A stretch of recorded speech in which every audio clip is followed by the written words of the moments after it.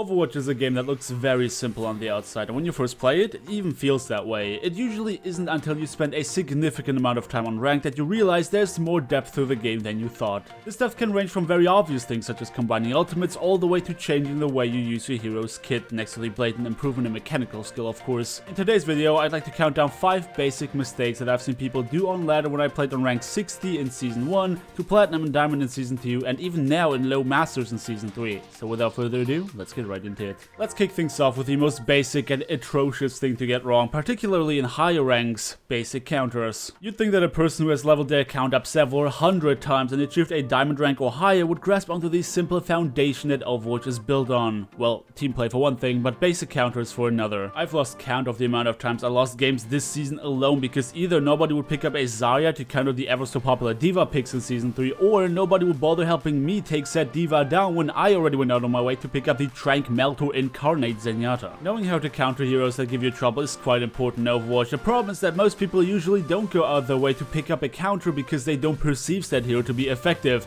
and that's likely because they chose a hero that isn't being countered by whatever is causing them to lose now. You will encounter players that don't bother to turn around to help their Mercy fend off a Genji or Tracer, let alone picking up a McCree to help out the guy who keeps them alive, and in the same breath they will complain over the lack of clutch 5-man reses. So very often it's not actually a matter of not knowing which heroes counter others, but more that nobody feels responsible to pick up a counter so long that they are not the ones that are being harassed. And that leads us to the next point, which is the "I'm doing well, why do I have to switch" type of mentality. So this is something I feel every player needs to be aware of. It doesn't matter how well you're doing individually and how many gold medals you get, or if you get player of the game at the end, because all these things don't matter if you lose. Players are under the impression that these puny gold medals validate their performance, hence it's not their fault if they lose, and obviously this varies on a case-by-case basis. Bottom line is that gold medals can be very easily misinterpreted and are not necessarily an indication for your performance contributing to a win. For example, there's something called non-impact picks, which refers to the act of getting kills when it doesn't matter. Let's put an example to this. Once I've watched a D.Va player in Masters rank get 3 gold medals for damage, eliminations, and objective kills. To most people this would indicate that their loss was attributed to the rest of their team, since they put out the damage and killed enemies on the point. The problem in this case was that the composition of said D.Va player lacked any form of protection, such as a Reinhardt shield. The player would dive into the enemies who thought, hey, they don't have a Reinhardt, let's just walk past this guy and kill all of his teammates. D.Va ended up getting a couple kills, sure, but in the meantime the entire team was slaughtered, obviously causing a failed push. Overwatch is one of the most team-relying games I have ever played. This mentality of "I'm doing well so I don't have to switch" just doesn't always add up. If you play Pharah and you get your damage and kills off but never enough for a push to succeed, maybe you should swap to a hero that better complements your team's composition. And same goes for the D.Va player in our previous example. It's not about how you perform individually, but how you perform as a team. Obviously, I can't just generally state that these heroes are always a problem in every composition, and even if you go out of your way to tell me I had these medals on those heroes, it doesn't tell me anything about how you played and whether or not your gameplay actually contributed as well as it could have. This is not to blame every single player who gets gold medals, but to try and drive their focus away from them and take a look at their composition to see if there's anything they can do to contribute to a victory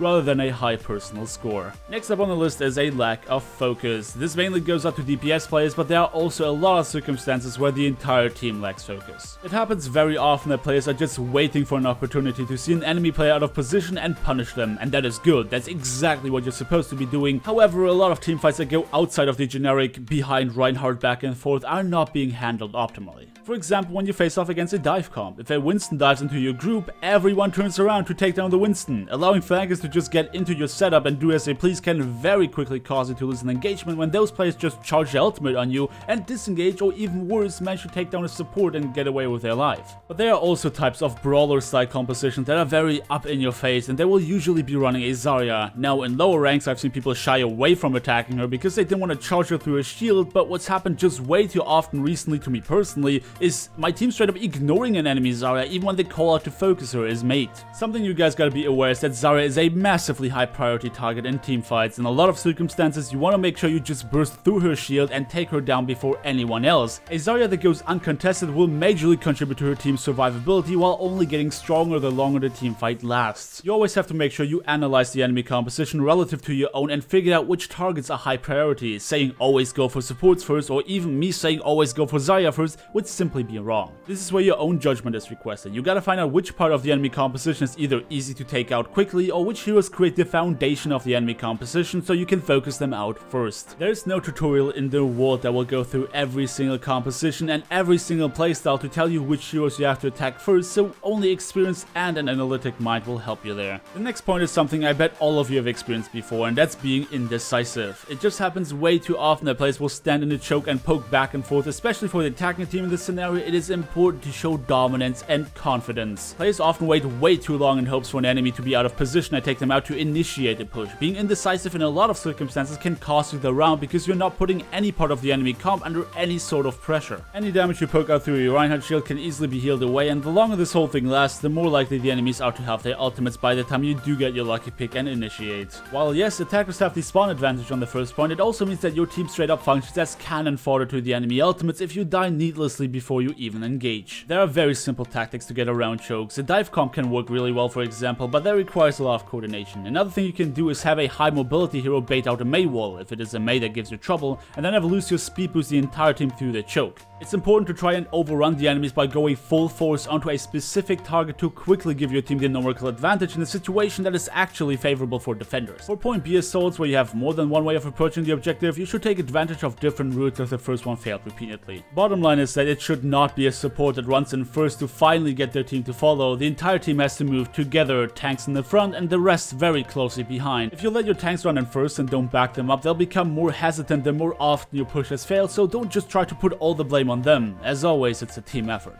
For the last point on the list, I'm not gonna go too deep in detail, but it's about regrouping, disengaging and staggering. If you would like to see an in-depth guide on the subject, I'll try to see if I can make a worthwhile video on it, as I've done with optimizing communication. For the sake of this video staying as concise as possible, I only quickly glance over the basics like last time. But do keep in mind guys, your feedback can contribute to the content you see on the channel, so do keep the requests coming. For this point, the kill feed is your best friend. For any engagement you initiate or any engagement that you have to fend off, it's important to keep an eye out on which parts of each team have already fallen. If a key asset of your team has died and you feel like you can't win the engagement without them, like for example you were baking on a nano boost combo and Ana has been taken out, you gotta make sure you back off as quickly as possible towards your spawn and don't waste ultimates when your comp isn't complete. For control point maps, it might suck to give the enemies the first notch or two or giving up the point on King of the Hill, but you trying to fight a battle you know is lost and maybe even wasting ultimates on it that otherwise could have been combined is even worse. And that does not only go for losing key assets, but also if you quickly lost more members of your team than the enemies. Again, this is a matter of personal judgment. It's extremely important for you to analyze the situation and figure out whether or not what's left of your team can deal with what's left of the enemies favorably without investing any ultimates. If you just re-engage despite being 2 men down, for example, you will experience, you guessed it, a staggered spawn. Spawning staggered from your team is one of the worst things that can happen because it takes that much more time for you to regroup and be combat ready again. This can very quickly snowball into a situation where you trickle back onto the point and just get killed over and over again. So evaluating the situation, saving ultimates if you know you can't win the engagement, disengaging in time to regroup and avoid a staggered spawn are all things to try to keep in mind. But this is me done for the day, talking about my personal top 5 most basic mistakes I've experienced players make on ladder throughout my ranked experience. As always, leave all of your thoughts and opinions down in the comment section below. Don't forget to drop me a like on your way out if you enjoyed the video, subscribe if you want to see more, and I hope to see you guys next time.